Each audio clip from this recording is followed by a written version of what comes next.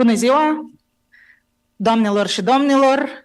Îmi face o deosebită plăcere să deschid acest important eveniment dedicat integrării europene a Republicii Moldova și, în special, oportunităților oferite de inițiativa celor trei mări. Această inițiativă regională reprezintă o platformă pentru îmbunătățirea infrastructurii și conectivității între 12 state ale Uniunii Europene de-a lungul axei nord-sud, între Marea Baltică, Marea Neagră și Marea Adriatică. Este o deosebită onoare să avem participanți de rang înalt din țările membre ale inițiativei celor trei mări, precum și parteneri de valoare pentru... It is very important to us to have these valuable partners in the process of European integration. Accession to the EU is the fundamental strategic objective of the Republic of Moldova, and it is an aspiration of the entire society. European integration to us means economic prosperity, security, democratic, consolidated values, a better life for each and every citizen of our country, the Republic of Moldova. The European road that we have chosen is not an easy one, but it is the only one that can ensure the true modernization of our country that we've been seeking for decades. Namely, we are striving towards high standards of living and well-being for our citizens. We are not just seeking to become member states of the EU. We are looking for ways to develop our country in order to capitalize on the potential of each citizen and every person that resides in the Republic of Moldova. In this context, the participation of the Republic of Moldova to the Free Seas Initiative is a unique opportunity to come closer to our neighbors, the countries from the Central Europe and Southeastern Europe, and our partners from the Baltic East region, from the northern part of Europe. The Free Seas Initiative is a platform established at presidential level. Its main objective is to strengthen cohesion and economic connectivity in the region. We strive to improve interconnectivity in key fields such as infrastructure, energy, transports, and digital infrastructure. The Republic of Moldova has become an associated state to the Free Seas Initiative last year in the frame of the Bucharest Summit. To us, this initiative means new opportunities for regional cooperation, access to major road, energy, and communication infrastructure projects, as well as strengthening the economic ties with our partners in the region. At the same time, our participation to this platform will facilitate our understanding of the work mechanisms. In the frame of the Free Seas Initiative, an investment fund has been established, and it is important that we know how it works. It is also important that we gain access to investment flows and financing flows for our development projects. Today's event is basically a preparation for the participation of the Republic of Moldova to the 9th summit of the Free Seas Initiative that will take place on 11th of April in Vilnius, Lithuania.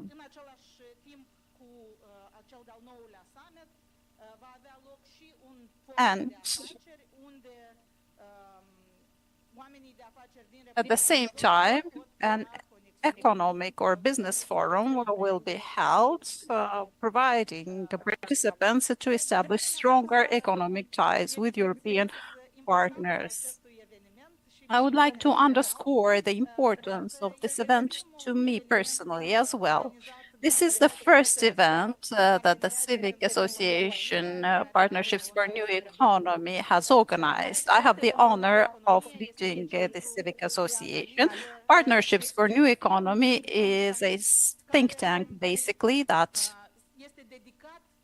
is dedicated to promoting convergence of the economy of the Republic of Moldova with the EU member states. Our main goal is to identify possibilities, initiatives, projects that would enable us to accelerate our economic growth. Our main objective is to reach those high standards of living for our citizens that I mentioned in the beginning, standards that are comparable with those from the EU member states. And I am most certain that infrastructure strategic projects and increasing regional connectivity that are promoted in the frame of the Free Seas Initiative can significantly contribute to attracting investments and enabling economic growth. Thus, we can converge to the European average one day. And I would like to express sincere gratitude to our EU partners, the delegation of the EU and Europe Cafe for organizing this event.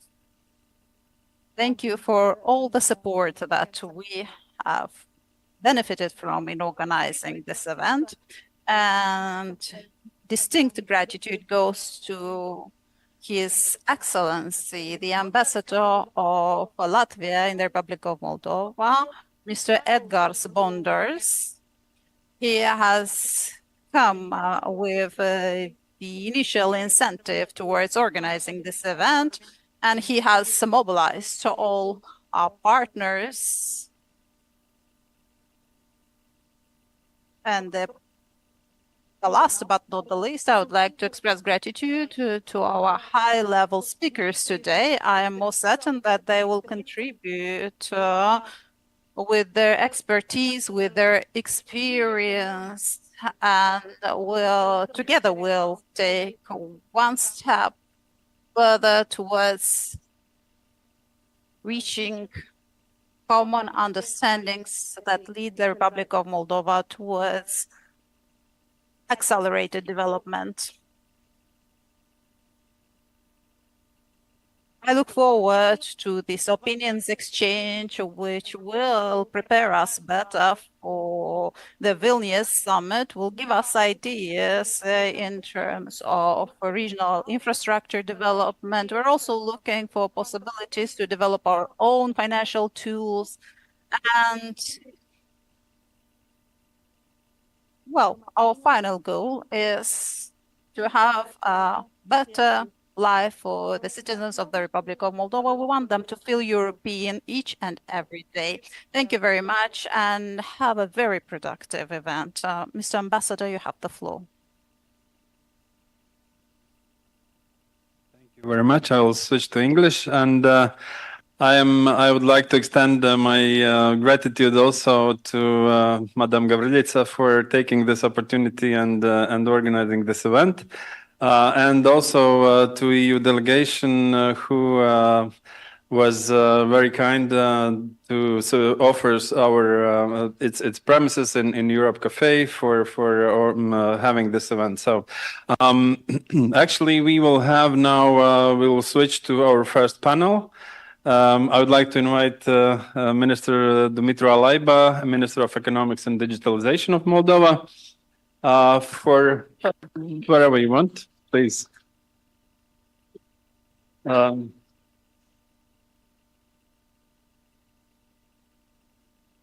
So there's another microphone, and yes, and we will have a few more speakers in our panel, but let's start with some history elements. Three Seas Initiative was created in 2015 by idea of President of Poland and President of Croatia, with the absolute need to increase the connectivity in east part of European Union, increase connectivity north-south direction in fields of energy, transport, and digitalization. And because the European Union is one whole organism, and the connections in West-East direction were developed already quite good. But to complete this European market, it was absolute need to strengthen connectivity connections between North and East in this part of European Union. That's why 3Cs initiative was created. And development was every year, step by step, every year in one of capitals where summit held. In 2016, the first one was in Dubrovnik. Then 2017, it was in Warsaw, where transatlantic ties dimension was strengthened. Next one in 2018 was in Bucharest, where 3Cs Initiative Fund was created by signing of intention letters. In next one in 2019 was in Ljubljana, where this fund became operational. And in 2020, when we were all hit by pandemic, then it was summit was held in Tallinn, which moved forward with a digital agenda. Surprise, surprise. And it was a really great step for smart connectivity and trusted connectivity. Then next summit was in Sofia, where a need for better cooperation with like-thinking, like-minded countries was strengthened. Then after Sofia, it was Riga, where I'm from, and in Riga, unfortunately, all the summit and business forum was under under the shadow of war in Ukraine, and everyone, of course, was trying to help Ukraine and expressing how better to support Ukraine. Then next summit was in 2023. It was in Bucharest, and Moldova and Ukraine were invited as partner countries or associated members, and Greece was becoming full-fledged member. So now, ahead of Vilnius summit in just a few weeks, and Moldova is looking forward to be part of 3Cs initiative. And I would like to ask Minister Alaiba, how do you see Moldova within 3Cs initiative? What would be Moldova's dreams for beginning of 3Cs initiative? Thank you. Thank you very much, Ambassador Edgars. First of all, well, Natalia, Madam Prime Minister, thank you for the invitation, and well, it's a historic day also for the first public event of your organization. So we'll be here and we'll be ready to engage in any type or form or posture, let's say. Now, coming back to the topic, to the subject, of course, and it's not an argument that I have to make for too long when my interlocutor is, someone from Latvia or Lithuania or Estonia or any other small European country, because most countries in Europe are small. Most countries in our region are small, so we see in our model for economic development exactly connectivity, interconnection, to work together, to open up our economies to one another, to create ever more space for our businesses to expand wherever we are competitive. Of course, it's a friendly competition. This is what we see in Europe. Of course, everybody is trying to support their own companies, but at the same time, having a common set of rules and having an open market, having the biggest and most prosperous market is an opportunity for everyone. And this is what I would say Moldova can really expect and aim for when looking at, for example, 3Cs initiative. This is an opportunity for us to boost the economic development and to grow the potential of our economy by opening up and by engaging our neighbors. Speaking about, I mean, of course, major major point of competitiveness for any small economy is interconnection, and that's of course investments. Investing in infrastructure. My colleague from Ministry of Infrastructure is not here, but I'm sure I'm not going to contradict whatever he could say. That's a major point for economic competitiveness is exactly infrastructure, because this is the bloodline for any economy. Now, on my side, of course, it's the digitalization aspect as well. Moldova already has one competitive advantage, which is connectivity. We have relatively high quality internet connectivity at cheap prices. We are looking for ways to keep it cheap. That's why we're looking at reforms in the sector and so on. We have quasi full coverage. But at some point, of course, it's about keeping investing in the infrastructure behind it in order to maintain this competitive advantage and to expand it. And of course, you speak to your neighbors. Of course, you work together with your neighbors in order to maintain and to increase the digital interconnectivity. That's on a very general level what we are looking for. Now, what we can contribute is, again,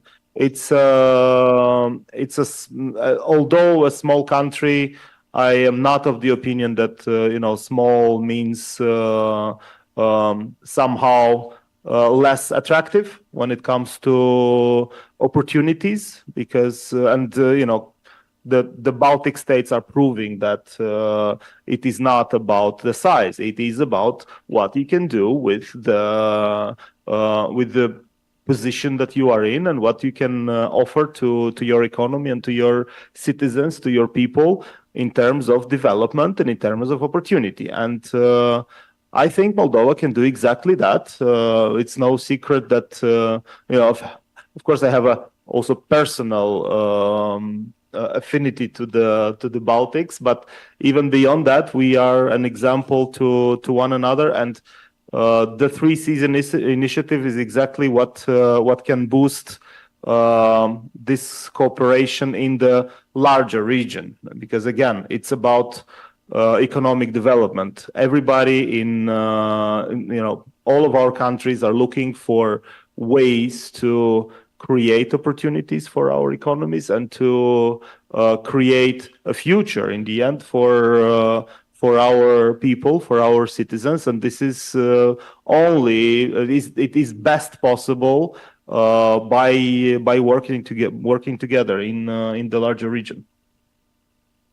Thank you, Dumitru. I think it was very good explanation, and I agree with you that even if we are small countries, we should think big. And 3Cs initiative region, it's more than 120 million people with a good economy, quite the fastest developing economy in European region. And also, I think that with very good philosophy and attitude towards things and internet as well. By the way, when I came to Moldova, one of the very pleasant surprise was that the culture of internet, and it was very high. So, but connectivity means not only digital things, but also transportation. And we have next speaker on our list, Minister for Transportation of Latvia, Mr. Kaspars Briškens. Kaspar, oh, we see you. Hi. So we are speaking here about how to Moldova could fit better in 3Cs initiative, and I know that you've been very long time involved in transport things and transportation, and you were also part of team for Rail Baltica, but now you are Minister of Transport of Latvia. So please give some your thoughts and views about overall political scene. What do you think, and how do you feel also about Moldova? Please. Wonderful. Thank you, Ambassador, and many thanks for inviting me on the panel. I think the panel is in excellent hands of Ambassador Bondars. His knowledge about the 3Cs initiative is second to none. Also, as one of the architects of the Riga summit, where I also had the privilege of participating. I also participated in the Sofia summit. So I know a few things about the value and importance of this very important platform for cooperation, and I can only congratulate Moldova for becoming more deeply engaged in what is becoming one of the most important cooperation formats amongst like-minded countries. So the geography is spreading, and I'm also very happy to see that also the EU level policy, transport policy, is following suit. Currently, the milestone trans-European network map is being redrawn, it's being extended, and we see that these strategic EU level critical transport corridors are being extended into Ukraine and Moldova. And Rail Baltica is part of the so-called North Sea Baltic 10T core network corridors. And that's one of the corridors that's currently being extended all the way into Ukraine. And then the other corridor of which Rail Baltica will be part, it's the Baltic, Black Sea and Aegean Sea corridor, which will extend its way also to Moldova. So this already on the level of the EU paves the way for projects of mutual significance. Rail Baltica is one such project in the Baltic states. It's a high-speed rail project, but I would like to view it as more than just a rail project. It's also a project dedicated to connecting the different ports in the region, airports, road infrastructure, digital corridor. Also, of course, since it's an electrified railway system, it will also boost the region's electricity transmission capabilities. And of course, extending further, connecting Baltic states, reconnecting Baltic states with the overall European railway network will enable us to have a more seamless connection also to Moldova and Ukraine. And you know, if I look at the aggressive war that Russia is waging in Ukraine, and Baltic states being amongst the countries that have the highest levels of support, both civil and military support to Ukraine, it would have been even further streamlined if a project like Rail Baltica was in place already today. So this, of course, in a very tragic fashion, demonstrates the importance of connectivity. I would also like to emphasize that you know, there are the three main dimensions. One is multimodal transport projects, multimodal meaning both rail, road, aviation, and maritime. All of these different projects are carefully considered also for possibilities of attracting funding from the investment fund. But there's also digital infrastructure, which oftentimes has synergies with the development of transport infrastructure. And then, of course, energy infrastructure, especially enabling countries to achieve energy transition, diversify to renewables, strive towards independence from Russian sources of energy, which is something which, of course, Baltic states have prioritized for many years and are accelerating, also with the help of the 3Cs initiative going forward. To conclude the opening remarks, I also wanted to speak a little bit about the aviation connectivity. Air Baltic is launching a Riga-Kishinev flight twice daily, starting from the beginning of May. We are also now carefully considering and awaiting, when that happens, the airspace reopening in Ukraine. So Air Baltic was the last international airline out of Ukraine for very unfortunate reasons. and we want to be the first international airline back into Ukraine whenever that is possible. So this commitment also from us in Latvia and the Baltic countries, and also broader commitment from the EU perspective is there. And I think the Three Seas initiative, also with the transatlantic component, also with the other countries outside of the Three Seas format becoming involved, some of the countries also as observers. Again, this creates a community which brings a good platform between geopolitics on the one hand and very tangible business-minded infrastructure projects on the other hand. So again, once again, thank you for having me. Congrats to Moldova, and I'm looking forward to meeting everyone in Vilnius in a couple of weeks at the 3C Summit. Back to you, Edgar.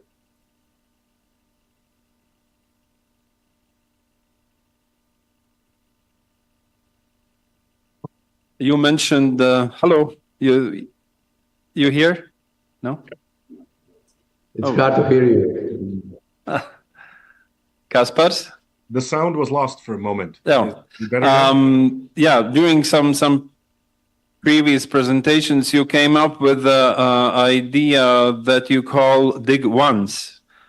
Can you elaborate on this, please? Well, I mentioned the three key areas also in terms of the investment considerations in the Three Seas initiative. So multimodal transport on the one hand, digital infrastructure on the other, and then energy transition. Dig once, again, it's not a new concept. It's a concept that, of course, Baltic states are learning or adapting from other countries in the development of Rail Baltica. Rail Baltica is a greenfield multi-infrastructure project stretching across 900 kilometers to connect the three Baltic states with a railway backbone.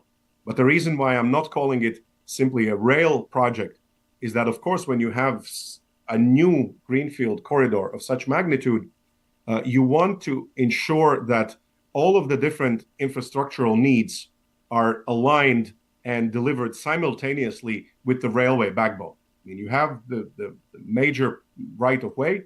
You want to make sure that all of the different interconnections to seaports, to airports, any kind of relatable road infrastructure, military mobility infrastructure, digital infrastructure. Rail Baltica corridor will have cable ducts on both sides of the railway infrastructure.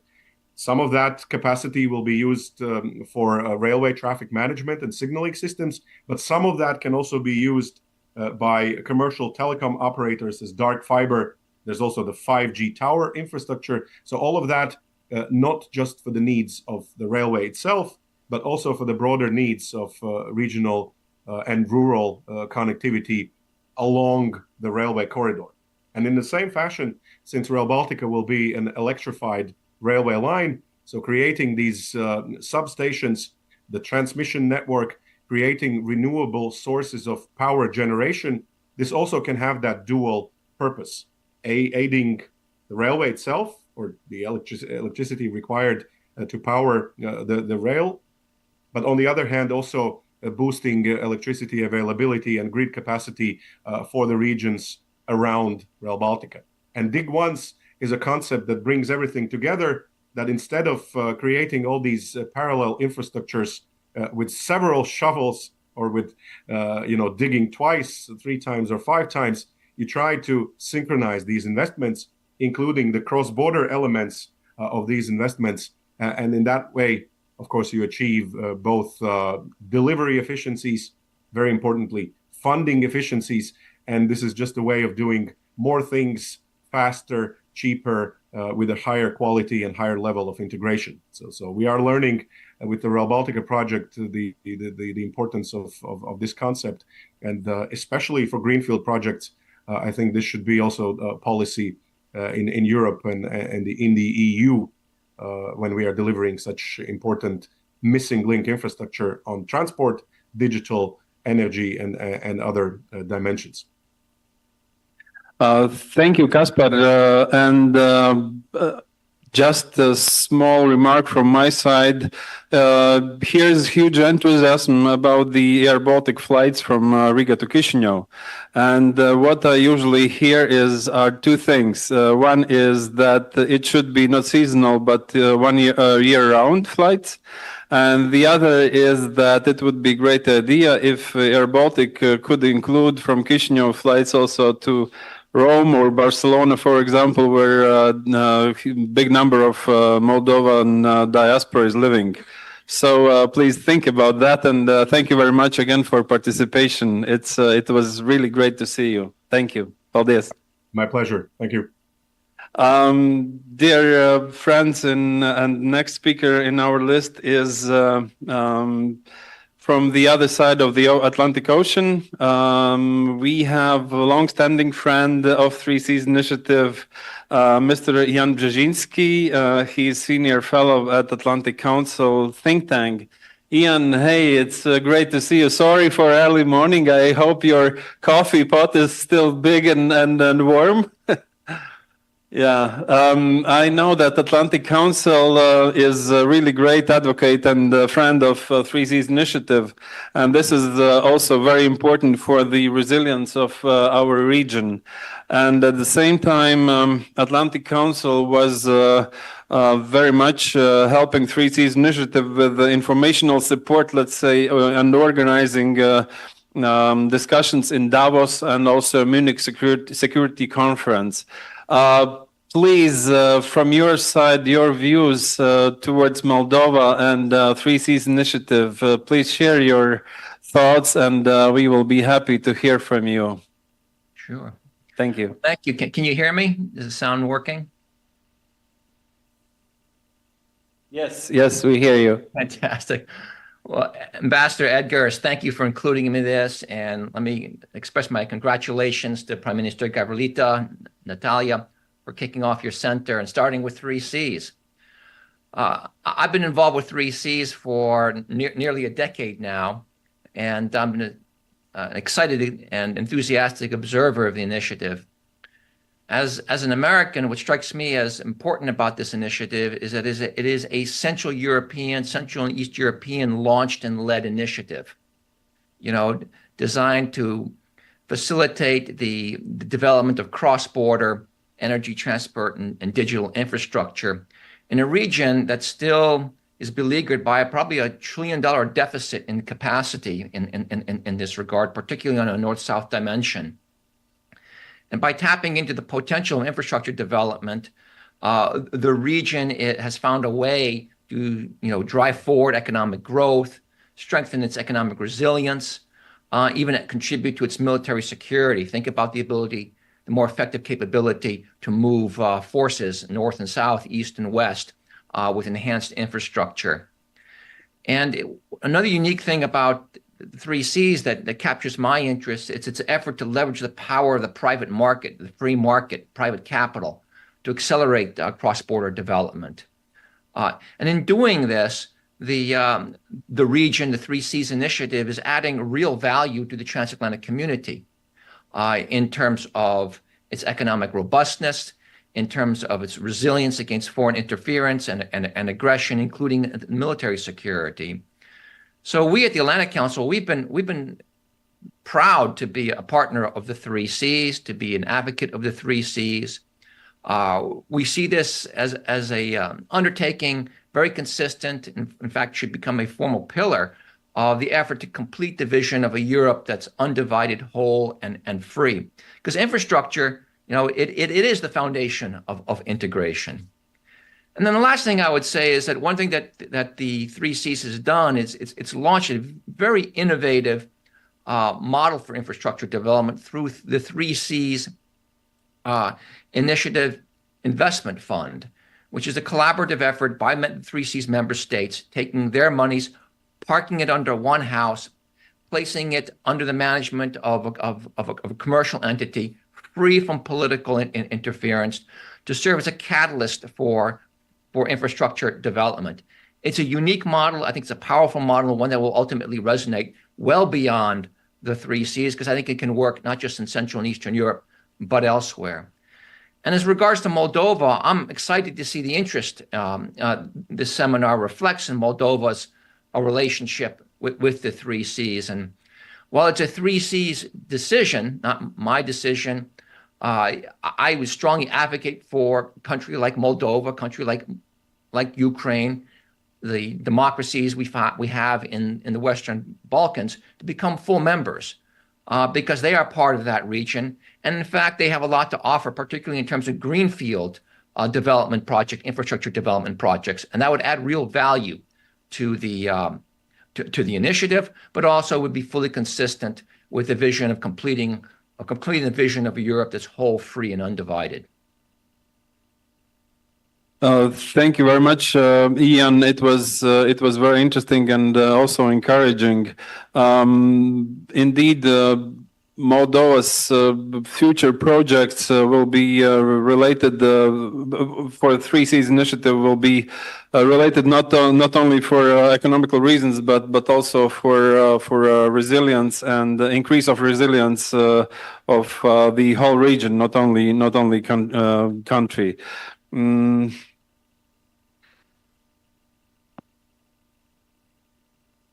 So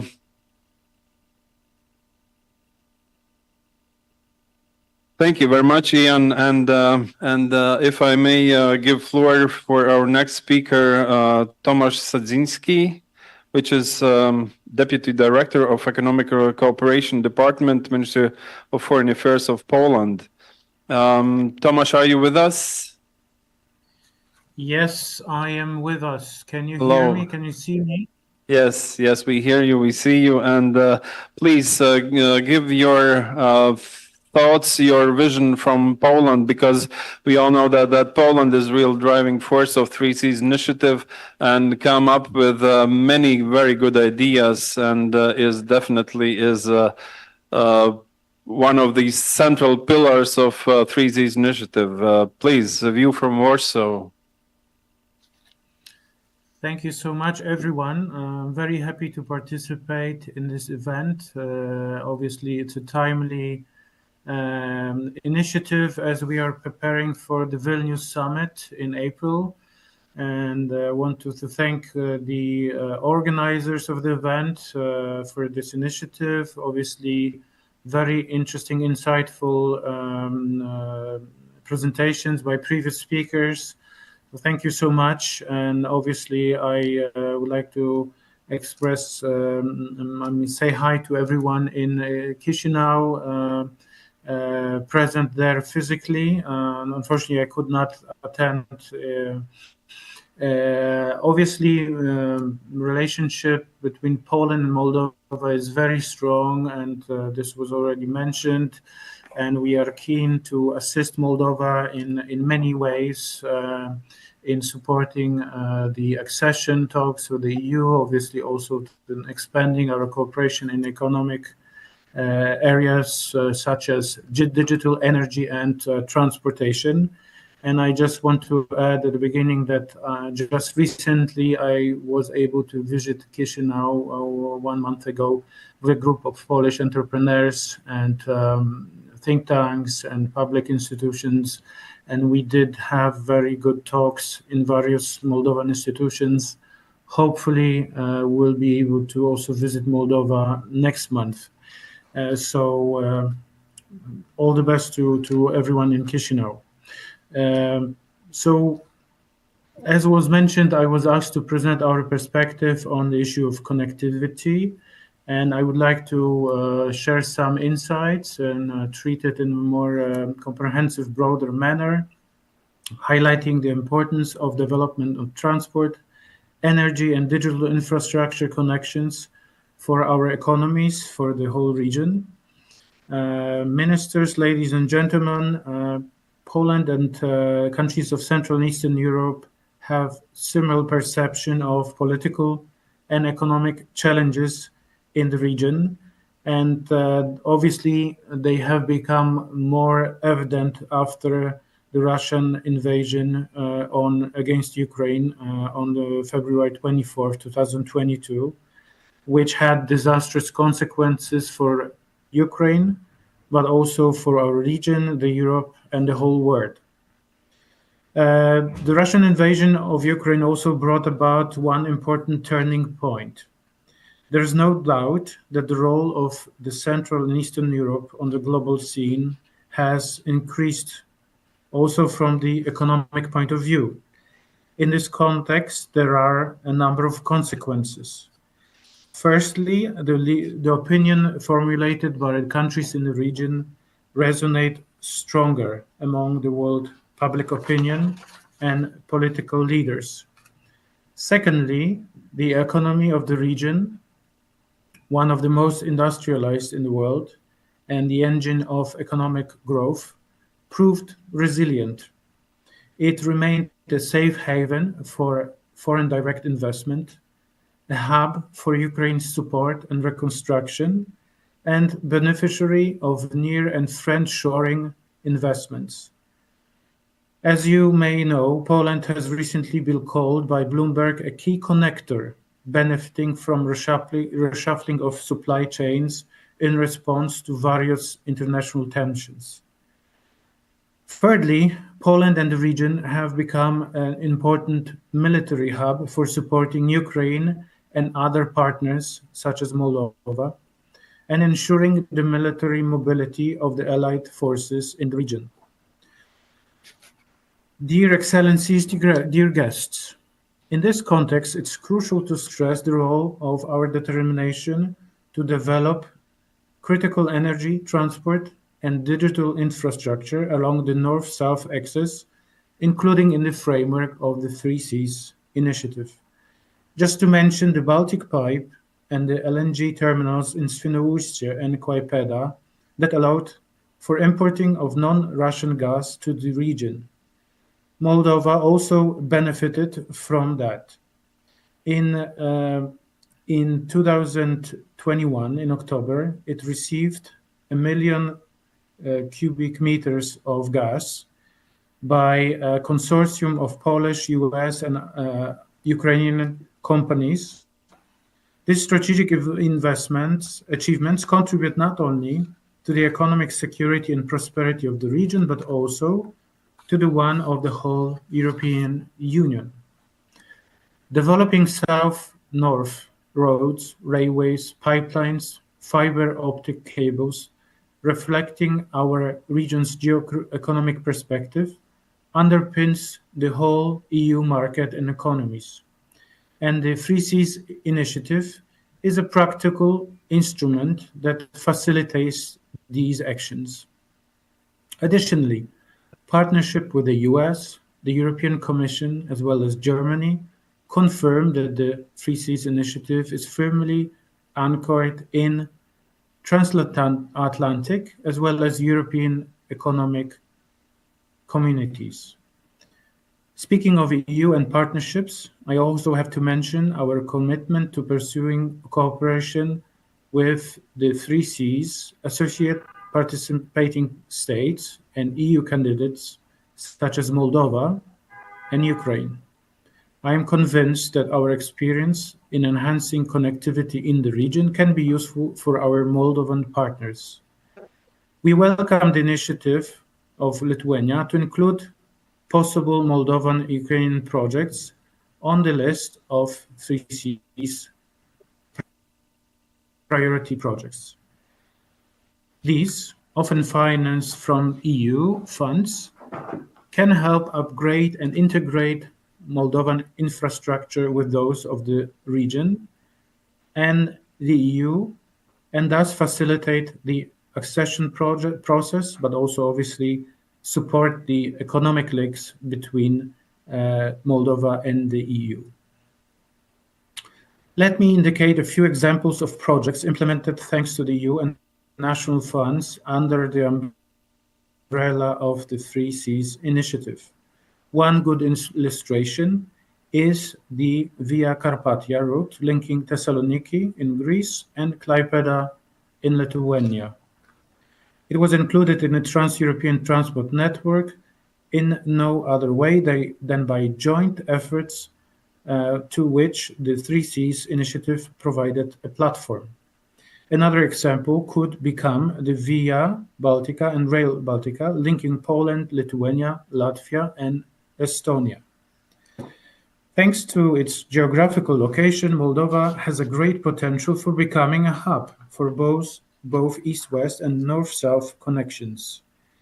And I personally experienced this while in Moldova when visiting, for instance, the port in Giurgiu.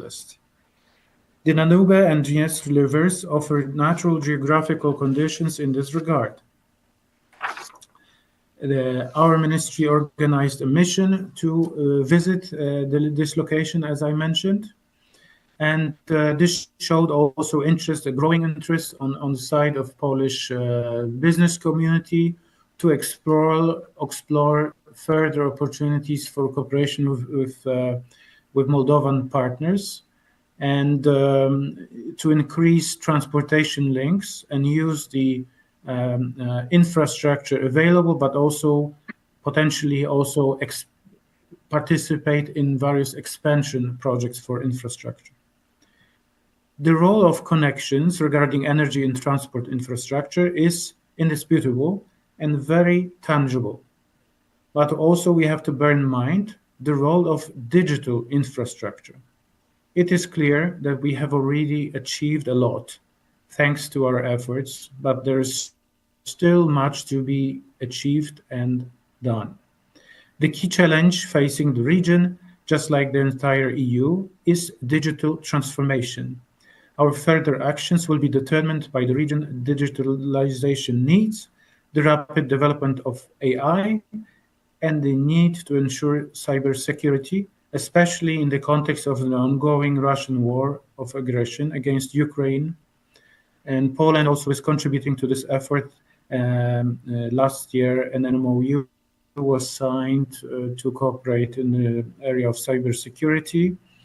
And obviously, I applaud the extensive efforts by the Ministry of Economy and Digitalization of Moldova, and Prime Minister Alaiba and his efforts to digitalize as many sectors as possible to increase the efficiency of the economy, to build various links between economy, the businesses in Moldova, and support the foreign direct investments to Moldova. We appreciate that, and we note this with happiness. Central Eastern European countries have also an excellent expertise in digitalization, and this is where we see a lot of possibilities for cooperation. The business dimension is one of the most tangible effects of the Three Seas cooperation, and the Three Seas can enhance the contacts between companies, generating new business opportunities and projects. And one case in point, obviously, is the forthcoming business forum in Vilnius, where, as I believe, already more than 100 Polish businesses have registered, and they see this as a great opportunity for networking, not only between businesses from the member countries, but also partner countries such as Moldova and Ukraine. And obviously, there will be also delegations from our ministry, which will be headed by the Deputy Foreign Minister. We welcome the upcoming business forum in Vilnius will focus on industrial policy, especially the net zero and digital technologies. And companies from Poland and the region have a lot of offer and also a lot to learn in this regard. And we want to help them establish partnerships in order to pool resources and build a resilience and regionally integrated value chains. We also invite our strategic and like-minded partners, as well as associated participating states and EU candidates, to join this endeavor. Again, thank you everyone for organizing this useful event. And I hope my speech provided some insights and some food for thought for later discussions. Thank you so much. Thank you, Tomasz, very much. It was very interesting because of a lot of inside information. I just would like to approve that from Warsaw. There always are very good ideas coming towards Three Seas Initiative. For example, before organizing a summit in Riga, there was initiative coming from Warsaw about the possibility of creation of a cybersecurity platform. Today, unfortunately, we were very short in time to prepare some more documents, but the idea, I think, still lives somewhere, and probably in Vilnius there will be more elaboration on this. But for Moldova in these days, cybersecurity and strategic communication also is very important issues. Thank you very much again, and I would like to ask audience, maybe there are some questions towards our panelists. I have actually, while you are thinking, I have one question to Ian. Ian, do you hear me? Yes. You mentioned that the Three Seas Initiative is almost 10 years old, the idea of itself. And view from Washington, D.C. is always very important, despite what administration is in office. Could you elaborate your thoughts about, in connection with future elections in the U.S. This year, how would next years for Three Seas Initiative from your side would be evaluated? Thank you. Well, as you pointed out, we have an election here in the United States, and from a Three Seas perspective, it's actually not a bad story. You have President Biden seeking re-election and President Trump aiming for a second term. You know, President Trump was the first U.S. president to really robustly embrace Three Seas, and he participated in the 2017 Warsaw Three Seas Summit. And he's the one who actually suggested that the annual summits of the Three Seas be complemented by a business forum.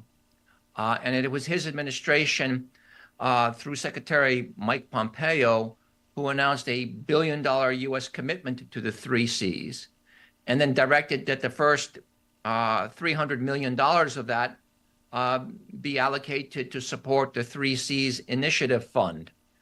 The Biden administration came on, they embraced the Three Seas, and just last September, they finalized an agreement between the United States Development Finance Corporation and the Three Seas Fund to stand up, using DFC's monies, a $300 million facility to help energy investments by the Three Seas Initiative Fund. So that's real money. And so you now have, two presidents battling in the 2024 elections, both of which with a pretty reasonable track record of support for the Three Seas. So Three Seas is well postured within the U.S. polity for continued support. But Washington, of course, will be looking for results from the Three Seas. And so it's important for the Three Seas to continue driving forward with its momentum, continue to develop its Three Seas Initiative Fund. And I would argue it would be important for the Three Seas Initiative to start reaching out more assertively to countries like Moldova and Ukraine, extending to them membership as part of the process to complete and secure a Europe that is whole, free, and undivided. Thank you, Ian. It was really good to hear that U.S. administration is sustainable towards the Three Seas Initiative. Colleagues and friends, any question for panelists? If not, then I would like to conclude with saying that, of course, Three Seas Initiative is politically inspired and commercially driven. It's about geopolitics. It's about projects which should be commercially profitable. It's about resilience of the region, but the main thing I think is that the Three Seas Initiative is about people who should benefit from all the activities, whether political or economic ones in the region. So I think it's always good to remember that we are making these activities for benefit of people and population. So I'm really happy that we could agree. I hope that we could agree that Three Seas Initiative is values-based initiative, and I'm really happy that during this time I'm in Moldova here, and because Moldova is part of Three Seas Initiative and sharing these values. Thank you very much for the panel. Next will be even more interesting, I believe. My colleague, Lithuanian Ambassador Tadas Valionis will take floor, please. So.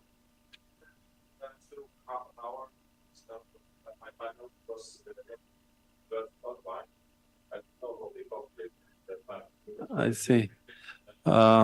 Then let's make some coffee break because well we can discuss during the coffee break the other issues and come back. I would like to thank panelists for your participation. We are not leaving; we are just having coffee break. And feel free, please, to join us in some 20-25 minutes. Thank you so much. Thank you so much. Thank you.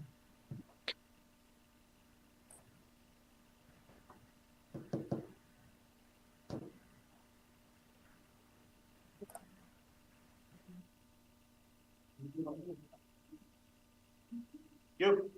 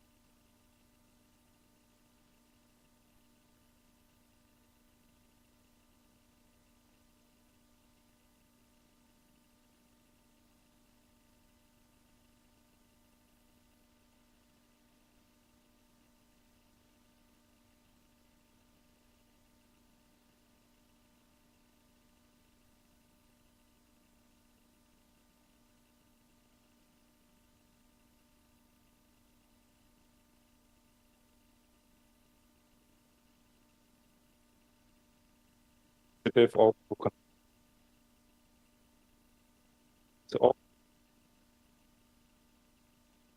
really important factor. Only together we can be a prosperous region. As a region, only together we can integrate and work for a better future. Only integrated countries can exploit all their economic potential. I am really happy that Moldova has joined the 3 Seas initiative as an observer status. It is official status. We are looking forward for Moldovan participation in the coming summit of 3 Seas initiative in April in Vilnius. And now I would like to invite my Moldovan colleagues to have their presentations. First, I look at Mr. Dumitru Bujansky, National Commission for Financial Markets. Thank you very much. Thank you. Excelență, stimată audiență. Excellencies, dear guests, ladies and gentlemen, first of all, I would like to start by expressing gratitude for having me here and congratulations on holding this event. In terms of our topic today, the 3 Seas initiative, well,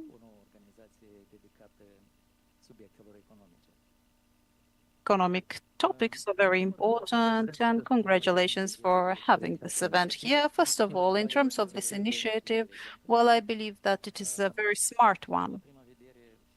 And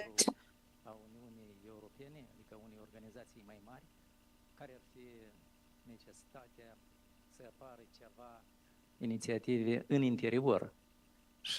Why are initiatives necessary inside a bigger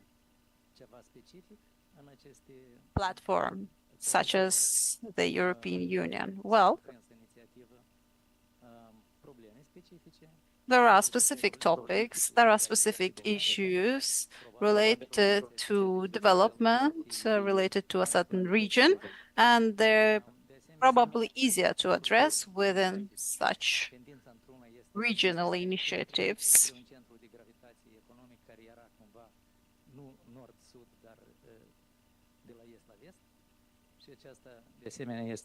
East to west was probably the axis that everyone strived towards, but north-south is a very smart approach and it will bear results most certainly. Now I would like to mention the fund established towards financing projects within the initiative. Well, there are possibilities for the Republic of Moldova here. There are aspects where Moldova could benefit in terms of financing. We do not have active investment funds. Still, we have several financial institutions that would probably be interested in participating in this initiative. The fund will operate based on private principles, and we have an investment deficit at the moment. We have insurance companies, and we have other companies as well that need to diversify their financial assets. And unfortunately, we only have a very narrow possibility at the moment. In terms of the capital market development, I believe there are opportunities here because we could mobilize local resources around a line of financing from this fund. And thus, we would create investment engines according to the current legal framework in the Republic of Moldova.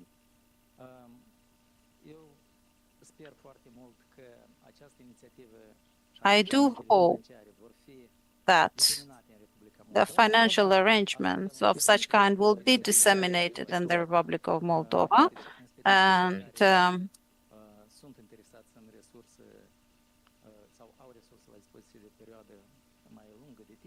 I do hope that they will be interesting for potential investors, and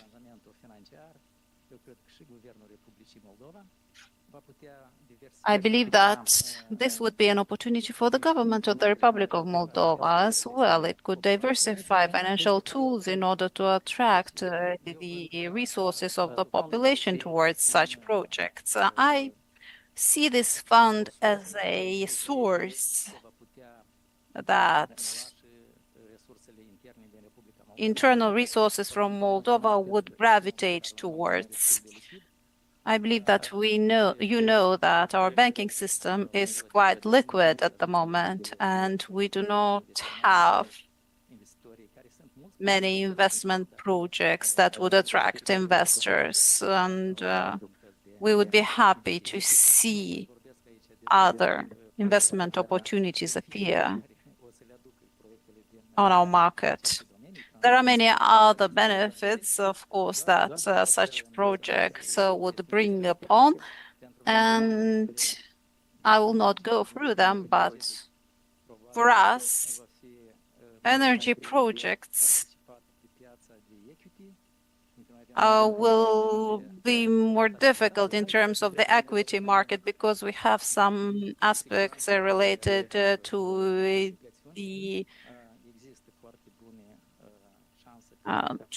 the return of investment in this regard. But in terms of bonds, I believe that the Republic of Moldova could get involved in that. Thank you.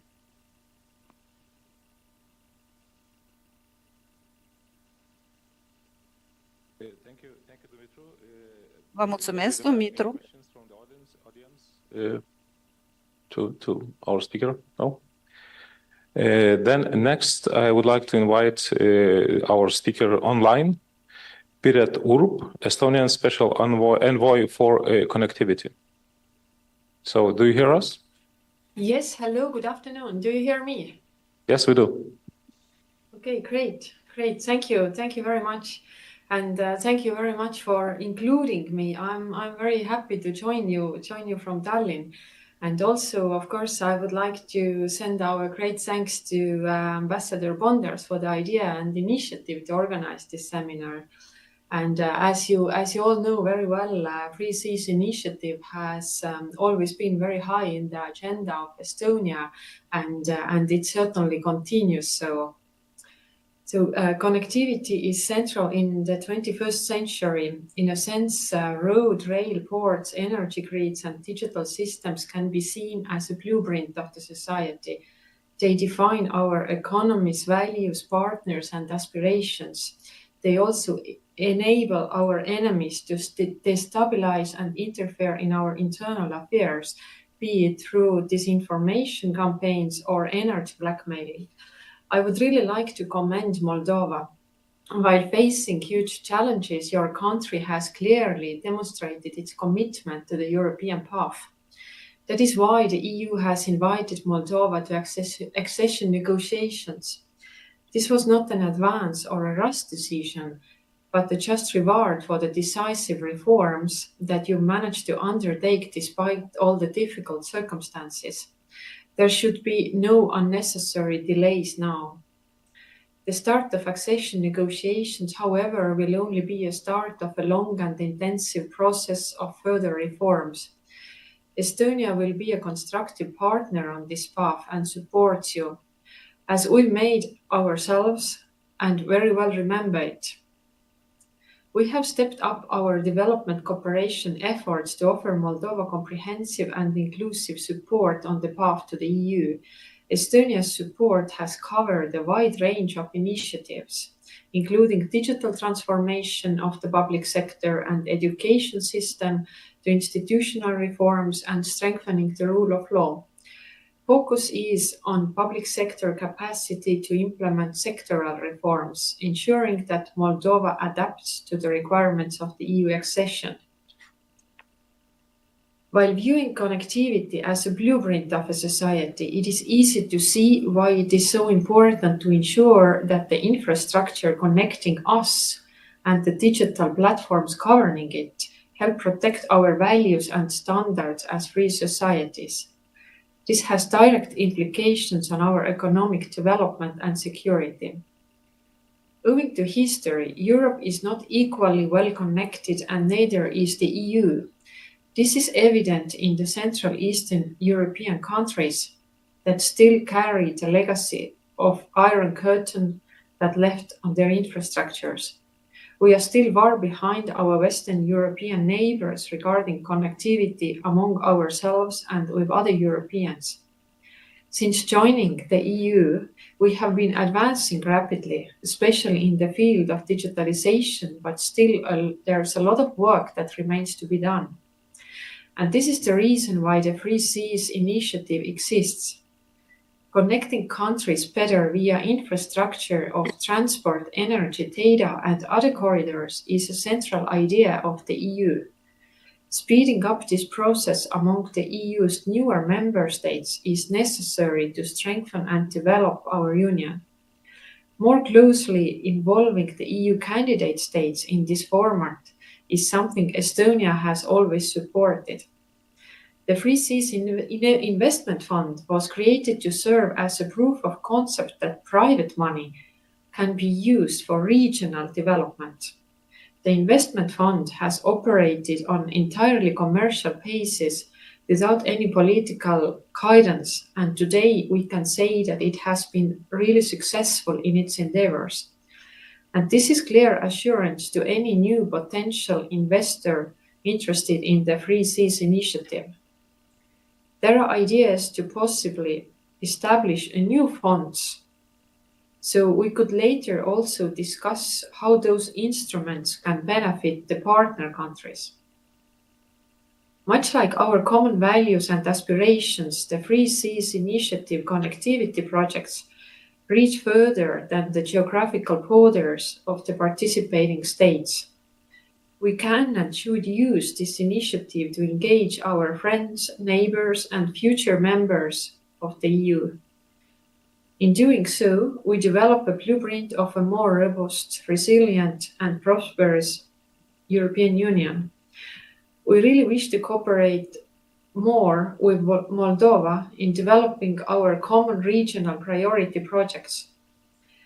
And as our presidential delegation will be in Vilnius very soon, we really look forward to seeing you all in Vilnius Summit and the Business Forum that will be only in a few weeks. So thank you very much.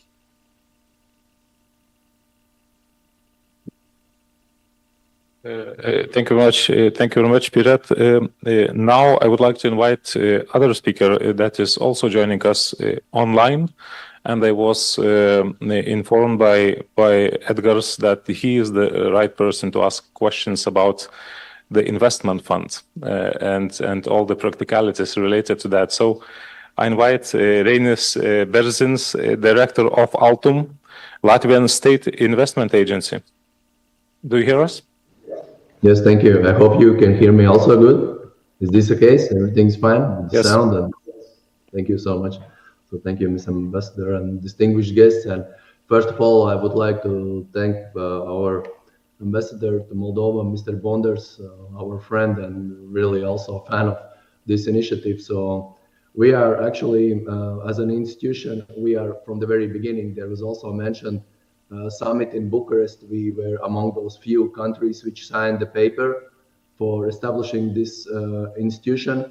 It was back in 2018. Then later on, we also held several events here in Latvia.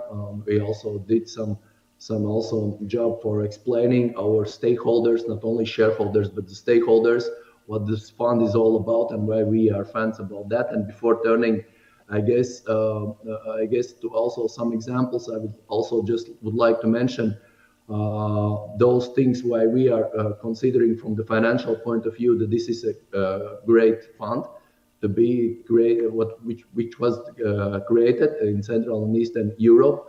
We were among those who not only said that we would like to invest as a country, but it's Altum's our own. We are state-owned, actually not an agency, but state-owned company. So we need to work also on doing good jobs, but also we raise some profit. So we put a profit there. And because of this thing that there were several discussions explaining of this, I will just also mention from our perspective several reasons why I also admire this job we are now doing, and telling also Moldova and other of our friends and introducing this fund. But there are really different reasons why this fund is good. The first of all, it's a wide scope of the projects. It's infrastructure, digitalization, energy. Secondly, it's a large scale. Those are not projects like in 10 or 20 million euros, right? Of course, we can look case by case, but we can easily talk about the project which is like 50 million euros, 100 millions and above. So it's a really large scale.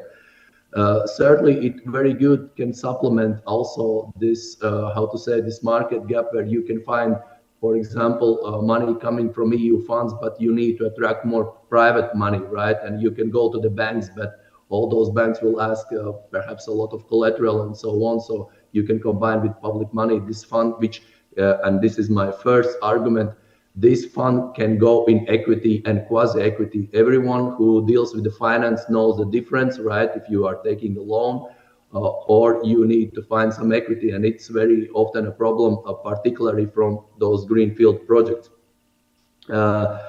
Sixth argument is the long maturity, which is also very good, because if we are talking about energy, or if we are talking about infrastructure, usually we are talking about long-term maturity.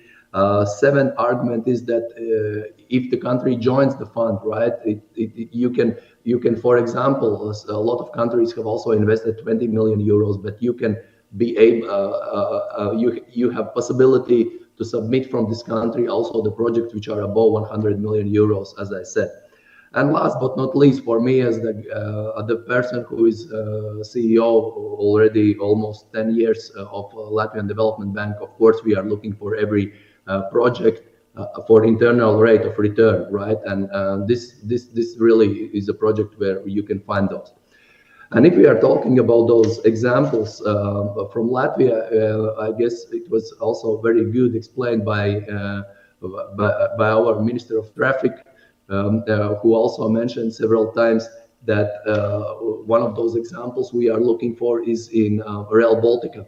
And the Rail Baltica, I will not elaborate now once again what this project is all about. I assume you also, first of all, most likely you have heard that, but secondly, Mr. Minister very good explained this big impact of this whole very good project. And then, of course, there are a lot of things what can be done, right, in this project, because you might have like 85% coming from EU money, but still you need to attract more money also from the public, from the state, for example. And then this fund is quite a good option. And for example, if you would say, Renis, please, can you describe what particular projects that can come under this fund? So we have talked for some time, and next week I will again meet those persons who are responsible about this project here in Latvia, that we can make an intermodal logistic center here in Salaspils. The project was something like 186% millions, and if we are looking on those attractiveness of this project, it's very good with EBITDA margins and so on. So we saw that this fund is interested. Second, for example, from Latvia, I would say that quite close was one project which was dealing with LNG. It was basically political choice. Are we moving forward with this project or not? But in the case, if there will be a green light, then most likely that would be the project which would also fall beyond this. And I know those conversations, and they were already quite deep on that. Third particular example, which is quite concrete, is also, for example, windmills. You know that they are building all over Europe, right? And also in Latvia, there are several, and there is also one private company who would like to develop one of those windmills. It's outside the city, so it's promising because a lot of inhabitants usually have some arguments that they would not like to see how it goes, right? But it's in a good place.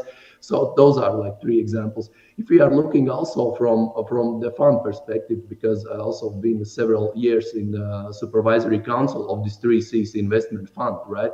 So I can say that all those projects, if you are looking, the first went cargo unit in Poland, right?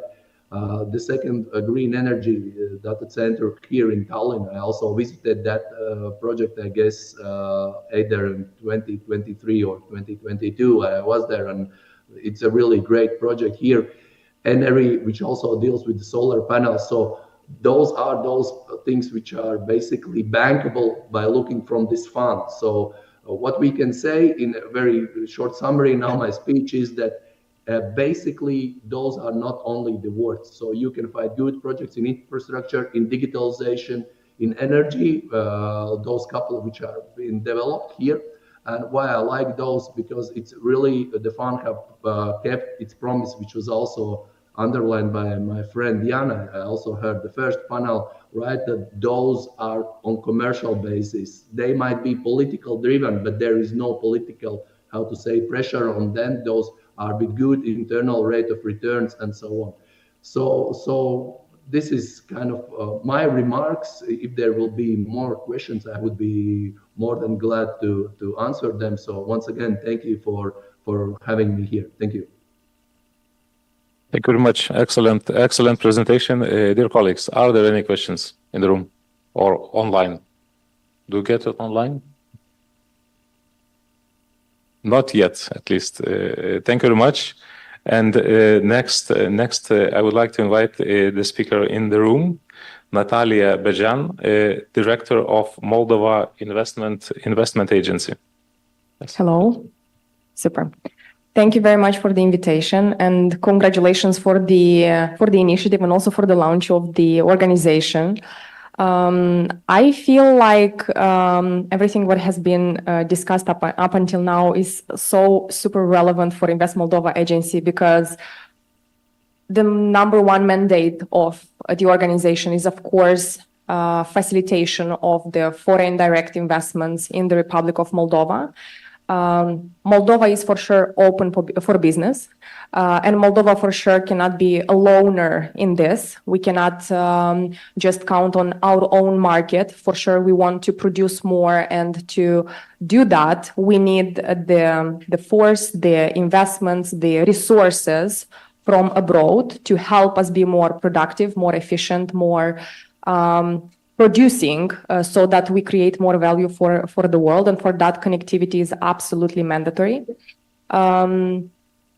For sure, those 3 directions, industries that have been mentioned are the priority for us as well. Infrastructure is actually one of the, maybe I'll just stop a bit on each of them. Infrastructure for sure is one of the things that we are working on now with potential foreign investors that understand not only that for Moldova, infrastructure is a priority. Infrastructure is not only for ourselves. It's also for the transportation and connectivity with the other countries, with, again, for the exports and for the connectivity with Europe as well. And we have companies that are relocating to Moldova, maybe not as huge investments yet, but as companies and teams that want to be on the ground and prepared for all of the investments projects for the infrastructures that will be launching, because we need the external expertise, we need the external resources. Plus, we have Ukraine just nearby that will need at some point, and I hope as soon as possible, also the support for the, again, infrastructure and construction of the roads, of the ports, and of the again, everything what is concerned to connectivity. Digitalization has been a priority for Moldova for quite some time, and I think like this is one of the things that we are very proud of, the Moldova IT part and how the IT sector has been growing lately.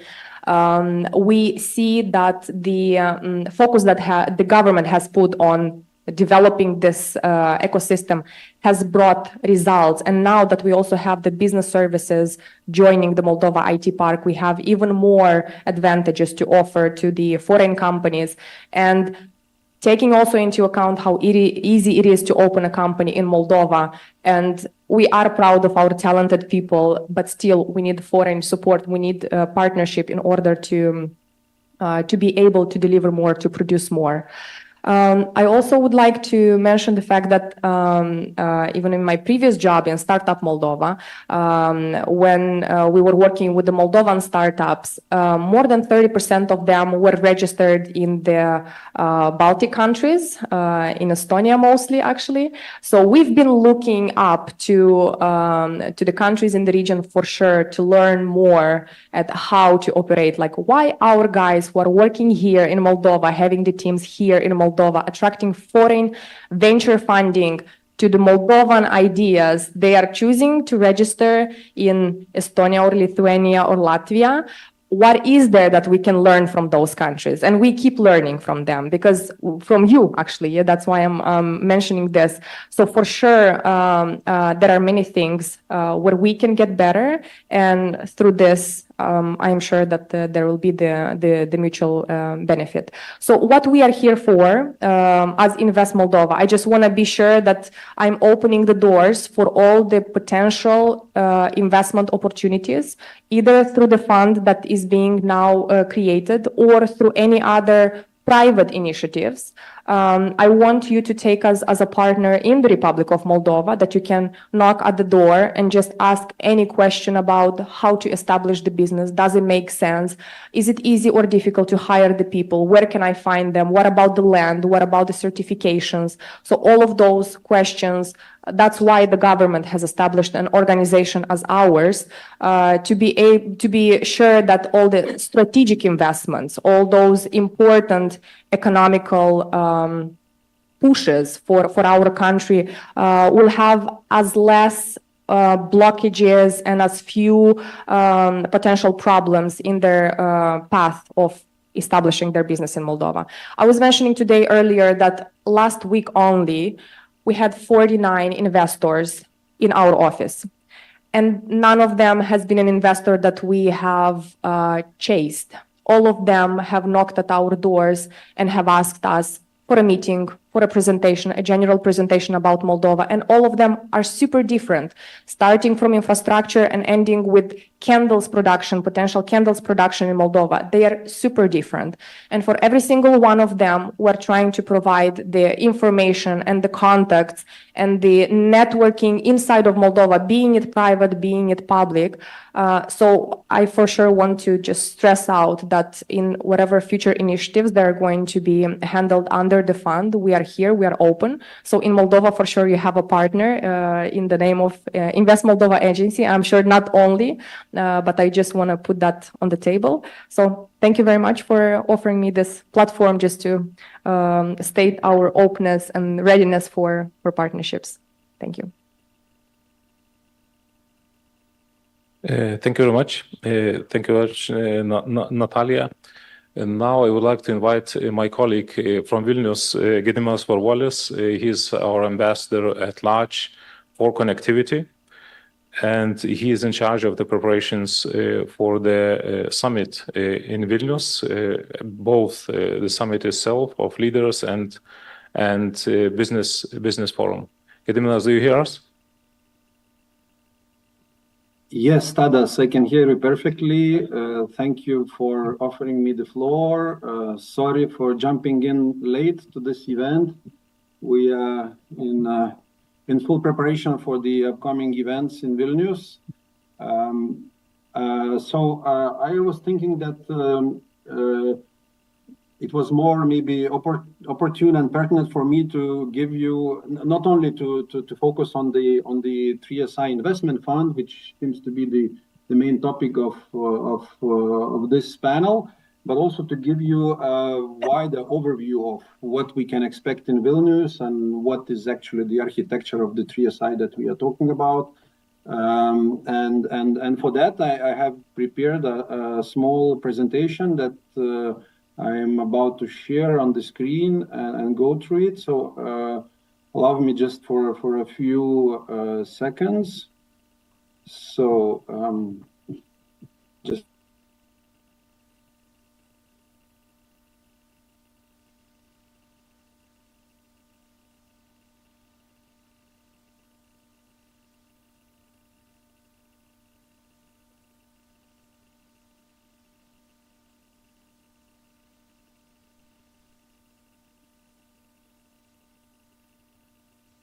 I see the slides on the computer, but I don't see them on the screen. I don't know. Technical help, maybe. Okay, here we go. There is.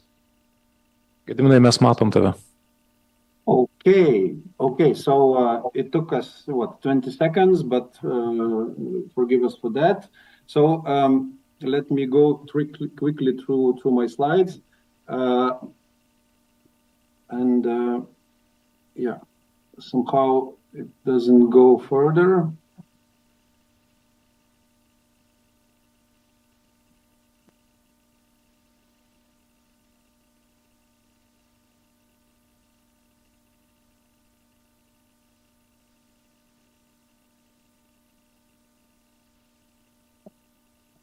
Another 20 seconds for technical issues.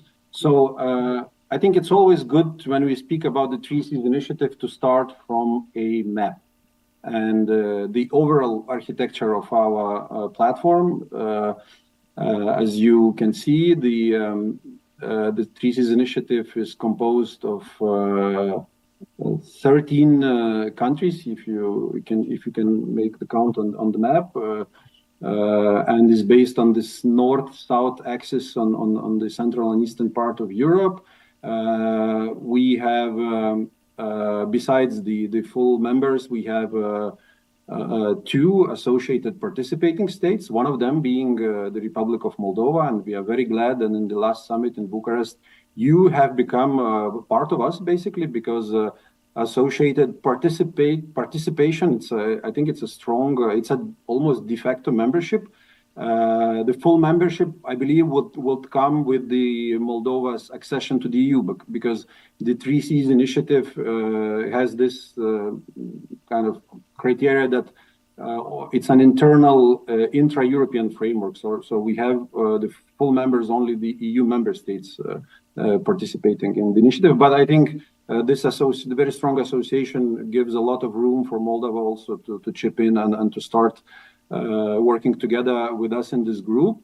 And the group also has a wider global outreach. We have 3 strategic partners: United States, Germany, and European Commission. And there might be other strategic partners coming to the fore in Vilnius Summit specifically. But let's wait for the official declaration to come out on April 11. So now regarding the summit itself, so it's already a 9th consecutive summit that we are going to have in Vilnius. As I said, the preparations are ongoing. We have already 9 heads of state, presidents confirmed, 3 heads of government, and a number of international organizations also will be present in the business forum specifically. We'll have the heads of European Investment Bank, EBRD, OECD, Nordic Investment Bank, and other large and big financial institutions represented at the forum. Now, again,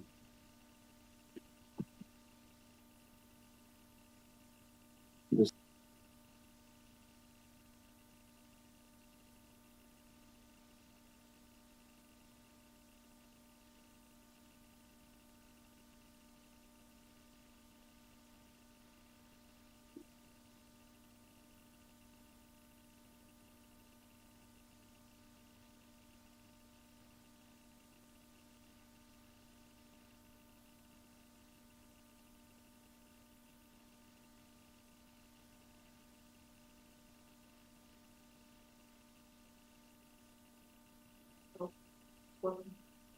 Oh, okay.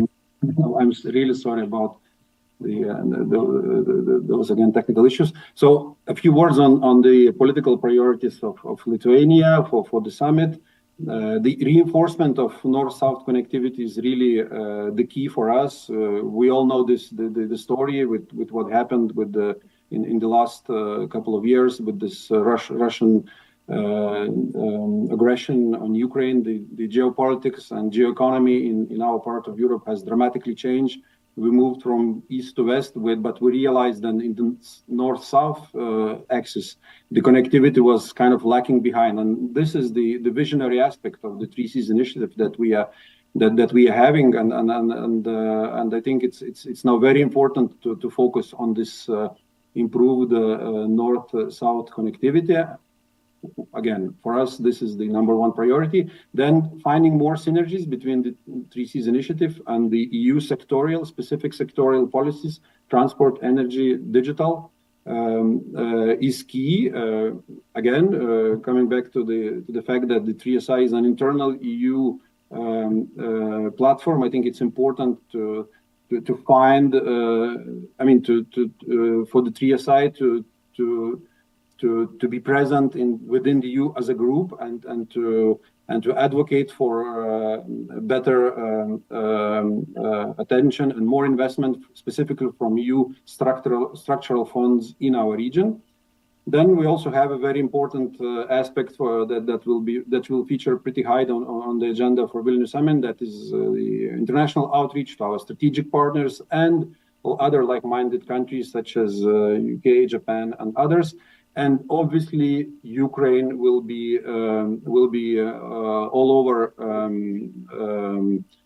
the Vilnius Summit as well, and we'll put on the agenda also the issue of how the 3SI, the Three Seas initiative as a group can contribute to the reconstruction of Ukraine. I'm trying to move to the next slide. I'm stuck again. No, so this time it's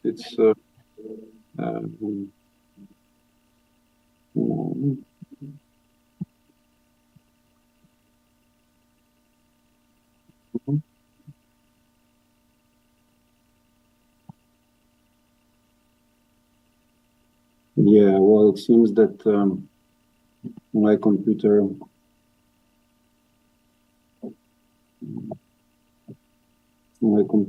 is somehow frozen again, but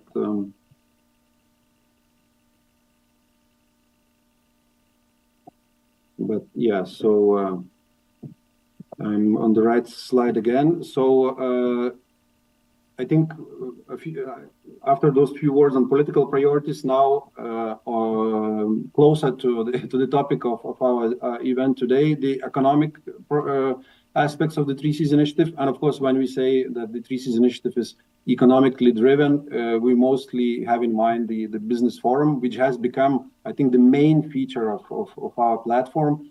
The same will happen in Vilnius. We are now facing with really quite an increased number of registrations from all over of the 3SI region, but also from further away countries. I think we have reached already way more than 600. What you see on the slide, way more than 600 participants on site in Vilnius. We are preparing a B2B session, also some side events and opportunities for private sector to interact with the government.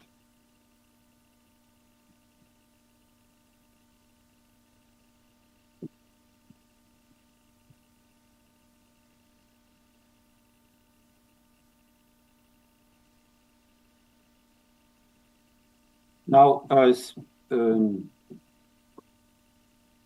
speaking of the agenda of the 3SI Business Forum, you see the structure on the screen. We'll have 5 panels, but before those 5 panels in Vilnius, we'll have 2 VIP panels with our Prime Minister opening the forum and sitting down with the before mentioned international organizations, EIB, BRD, OECD, Nordic Investment Bank, and discussing the trends of economic development in the region. Then we'll have a traditional presidential panel,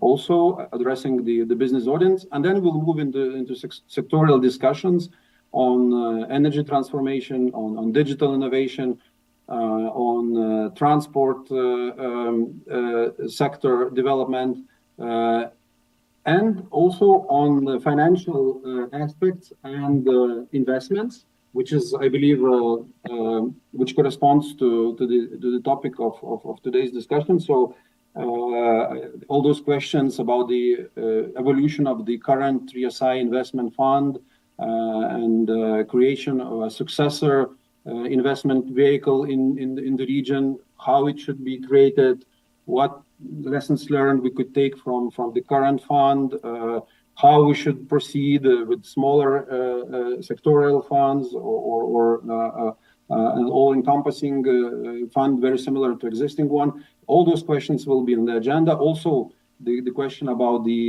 innovation fund, which has been already has been discussed for quite some time in the 3Cs initiative.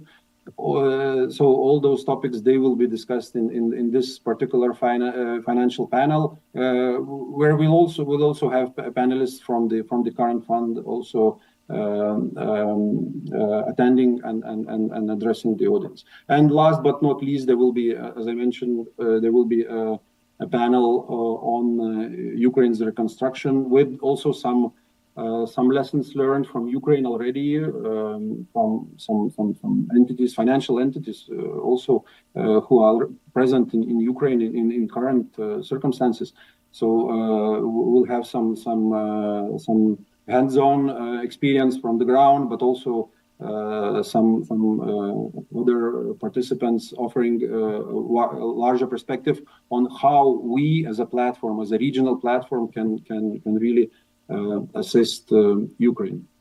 Now, we've been talking today about the commercial projects that are funded by the 3SI investment fund, which is one track that exists within the 3Cs initiative. But there is also another track, the so-called 3SI priority projects. Those are large-scale infrastructure projects that are mostly funded from the either public sector, the governments, or in most cases from the EU structural funds, the Connecting Europe facility and others. Here on the screen, you see only a small extract of examples of most iconic projects that have been compiled in one list. Actually, the list is covers more than 100 projects, and on that list we have projects such as Via Carpathia, you know, the route that comes from Thessaloniki and goes all the way to Klaipėda, or Rail Baltica, or some gas transmission systems, 5G corridors, gas pipelines, or those intermodal projects like Rail to Sea from Romania to Port of Constanța to Gdansk. So all those large-scale projects that really makes the 3Cs initiative so unique, they can be found on this list. I'm very happy to say that actually under the Lithuanian chairmanship of the 3SI, we launched this initiative to also associate Moldova and Ukraine to this working tool. We've been working with the governments of the Republic of Moldova and Ukraine, and we will have also priority infrastructure project lists from those two countries also added to the aggregate list. And this will be, I think, a concrete expression of how both the Republic of Moldova and Ukraine have started their practical participation in the 3Cs initiative. Now, one other feature of the upcoming events in Vilnius will be this very large ecosystem of various side events and grassroots initiatives that are going to take place in Vilnius, besides the summit and the business forum. So as you can see from the screen, we will have quite a number of side events, and the list that you see on the screen is not it's not exhaustive. Actually, the number can only grow of those events. So we will have two kind of higher level political events, one on transport sector. The OECD International Transport Forum will gather in Vilnius the day before, and they'll discuss about how OECD can assist Ukraine in the transport sector in particular.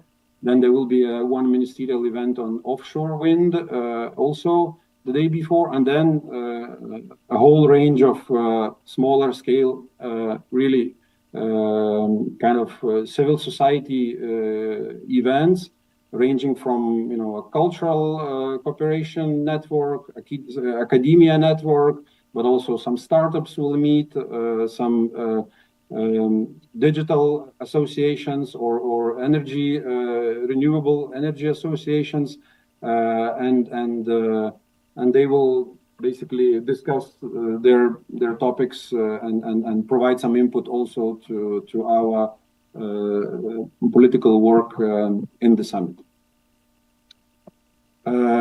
Yeah, and the one other feature for the business forum will be this opportunity to have a B2B meetings. We have created a special platform that is already operational for those companies who have registered, and there are just a few companies actually from Moldova who are on the list. So there is an opportunity to go and see the fellow partners, or for both from private sector or government.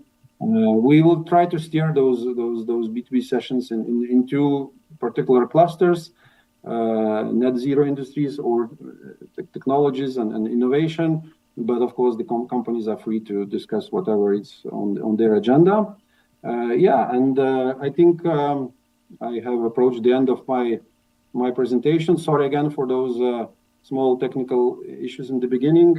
Ready to answer any questions if there will be some. As far as the preparations for the 3SI Vilnius events are concerned. I'm very glad to note that actually Moldova will be represented on a very high level. The Prime Minister of Moldova is coming, will attend the summit, and there will be also a delegation that is going to participate in the business forum. So this is also a sign that we work very much in sync, both the members of the 3Cs initiative and the associated partners and the strategic partners, and we'll try to make progress on our connectivity here in the region and use all the tools that are at our disposal to make progress on this. So I think I will stop here, and again, ready to answer any questions of more general nature or more specific nature pertaining to the fund and financial vehicles, etc. Thank you. Thank you, Gediminas. Ačiū. Colleagues, are there any questions? I see one question from Prime Minister Gavrilița. Mulțumesc tuturor pentru prezentări. Am văzut că Thank you very much for your presentations. I see that the European integration process brings new opportunities for us, starting with the 3SI and the possibility to implement big, ambitious, strategic, long-term projects, and in terms of diversifying financial instruments or access to various types of finances, because we are used to building infrastructure either from the budget resources or by taking loans from EBRD, the EIB, and other partners. So this initiatives gives us the opportunity to diversify both the types of projects to implement as well as the type of financing. What can hold us back is just only our ambition and courage. to propose indeed serious, important, big projects. I think it's not an illusion to hope to have a good connectivity, highways, speed railways, and we have started already with the connectivity of the energy sector. So I don't think we should believe that it's a utopia and we can aspire for modern technologies that are operating all over the world and help economic development and growth. So this is what I gather from the speeches and presentations of our government representatives and our partners, that we need ideas of projects. And it is important to engage the private sector and the civil society in this process to identify those projects that are cross sectoral, and because the European integration is a project of the entire society. So I have a question to participants from Moldova. What do we need in order to be able to propose such ambitious projects? And also to participants from abroad, what was your experience? What has been the most difficult stage of project proposal and what practical barriers we could face? So what we should be prepared for in order to be able to propose good projects and to count on substantial funding for these projects. Thank you.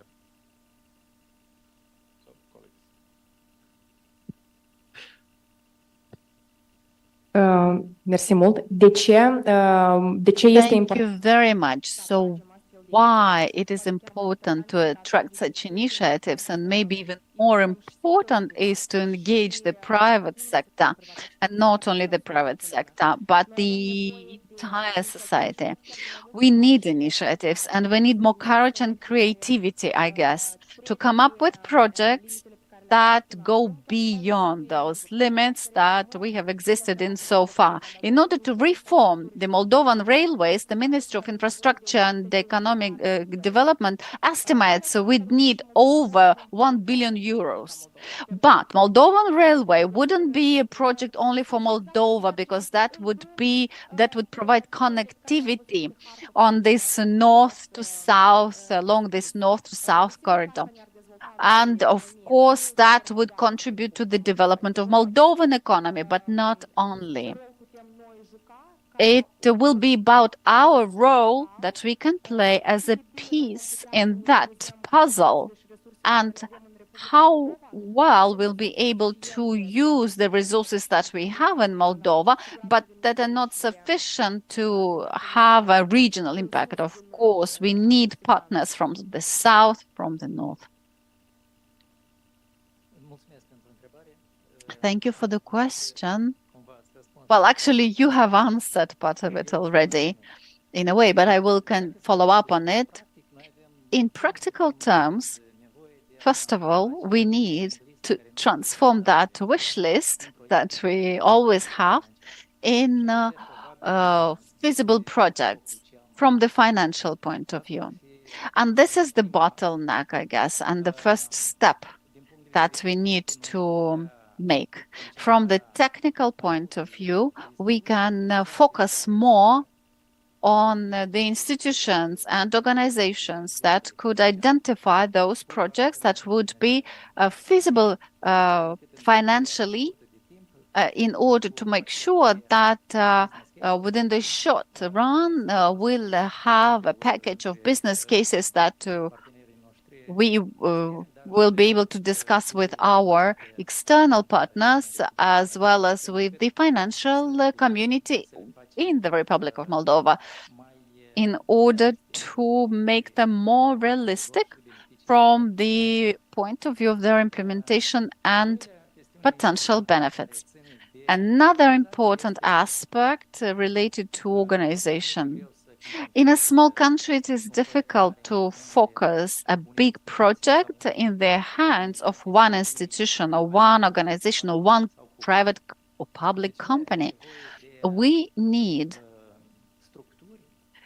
structures that would facilitate these joint efforts of various stakeholders, public, private, and balance the role of the public authorities in these projects and initiatives. So in this sense, the ball is on the side of the public authorities, but the initiative and the ambition of the private sector has to grow, I guess. They need to have more courage to find common grounds, and join efforts if one company cannot face the requirements on its own.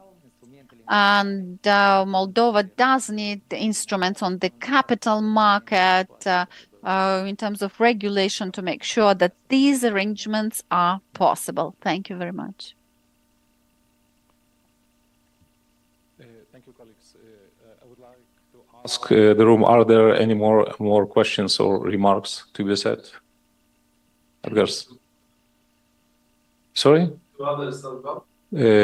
If technically it is possible, sure, yes. I would like to ask my compatriot Reinis Bērziņš, are you still there? Of course I'm there, yeah. Okay, I would like to model one situation and would like to have answer from you. If I would be some investor from South Korea or Australia, for example, and in Moldova, there is one very interesting project where I would like to invest. And knowing that Moldova is a country of Three Seas Initiative, how it would work if I invest directly and not approaching Three Seas Initiative investment fund. So I go directly to this project, but not through the investment fund. I know it could be a little bit provocative for you because you're associated very much with the Three Seas investment fund, but still, there could be a situation like this. What do you think? Of course, as you correctly mentioned, Edgar, of course, this is possible, but I think when you have like this instrument, and there would be just a big investments coming from, as you said, from some developed Asian countries, right? And they would look in this region. Still, I would like to say that this instrument could be one of the very good options. If they don't want, they can not use that, of course. Then I most likely would like to then also listen what also our friends from Moldova tells what could be those instruments there, what they could attract more. At least in Latvia, for example, our system is as follows. For example, we have created a program which also now goes through the Altum. We don't do grants. We have more than 40 programs. We do financial instruments, but for those large-scale projects, which is sometimes also in 50 million euros, 100 million euros, and so on. Those investors who comes from abroad, they can also international companies, if they make a business here in Latvia, they can submit for this program, and we do have some very good examples where we are also supporting those kind of investments because they are being here. Although they are foreigners, they are good in this, basically doing good for our economy. So we have those kind of instruments. I do believe that in Moldova could be the similar thing, right? Of course, they don't have to choose for 100% mandatory Three Seas investment fund, right? They could go just directly. In the same time, if I would be on those sites, those countries, and you, for example, mentioned South Korea and so on, most likely they don't have such a big knowledge about Central and Eastern Europe. In finance, we call them risk sharing, right? And we could co-invest, and there is no problem that the investor from South Korea, for example, goes and invest, and also 3C's investment fund could basically invest alone, right? So that would be my answer. Thank you. Thank you. Any more questions? So, can I conclude? Yeah. Colleagues, thank you very much. Thank you very much for all the speakers. Thank you for all the people that were listening in. Thank you, Gediminas, for being with us and presenting the forum. This is the forum and the summit. As many colleagues call it in Vilnius, it's like NATO summit, because so many leaders are coming. My colleagues in Vilnius are really very busy. And the agenda of Business Forum is expanding very much. I saw it in the beginning stages of the preparations, and as you see, it's now. This is really ambitious event. I hope it works fine. From what I hear today, and looking at all these maps today, having been in Moldova for a second year already, I can see that you have it all. You have excellent climate, you have excellent geography, you have good neighbors, you have European perspective. I mean, carry on. I think Moldova has everything to succeed. I think that even in new geopolitical realities, 3C's initiative, it is a useful tool also in the context of reshoring. So we are bringing logistics and manufacturing closer to the sources, to Europe. So this is also opportunity for Moldova. For us, it is too. We are I think, have been profiting from this trend already for the last couple of years back in Lithuania. I also would like to thank Natalia Gavrilitsa for heavy lifting, and really it was, as I understand, the first event for your NGO partnership for New Economy. We are really happy. We are really impressed. We have seen many events in this room. It is really excellent. Thank you very much. I would also like to thank European delegation and Eurocafe for hosting us and helping with all the logistics, IT part, translation, and everything. Thank you very much. I think it worked very good, very well. Hope we'll repeat something like that next year. Thank you very much. Thank you. Bye. Eu vreau să mulțumesc